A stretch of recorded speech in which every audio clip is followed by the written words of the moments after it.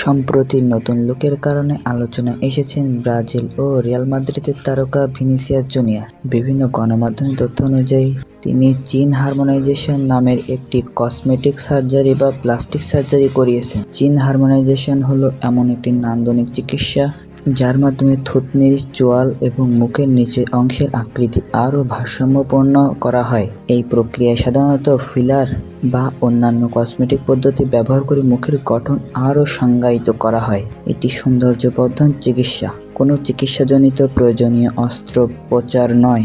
নতুন লুকে ভিনিসিয়াসের থুতনি ও জ লাইন আগের তুলনায় আরও স্পষ্ট এবং মুখের গঠনে দৃশ্যমান পরিবর্তন দেখা গেছে। এই পরিবর্তনের পর সামাজিক যোগাযোগ মাধ্যমে তার নতুন ছবি ব্যাপকভাবে ভাইরাল হয়েছে এবং অনেক ভক্ত প্রথম দেখায় তাকে চিনতেই পারেননি। নতুন চেহারা নিয়ে ভক্তদের মধ্যে মিশ্র প্রতিক্রিয়া দেখা গেছে। কেউ পরিবর্তনটির প্রশংসা করেছেন, আবার কেউ আগের লুকেই বেশি পছন্দ করেছেন। এদিকে ভিনিসিয়াস এখন নতুন মৌসুমের প্রস্তুতিতে ব্যস্ত। মাঠের পারফরম্যান্সের পাশাপাশি তার নতুন লুকও ফুটবল বিশ্বের অন্যতম আলোচিত বিষয় হয়ে উঠেছে।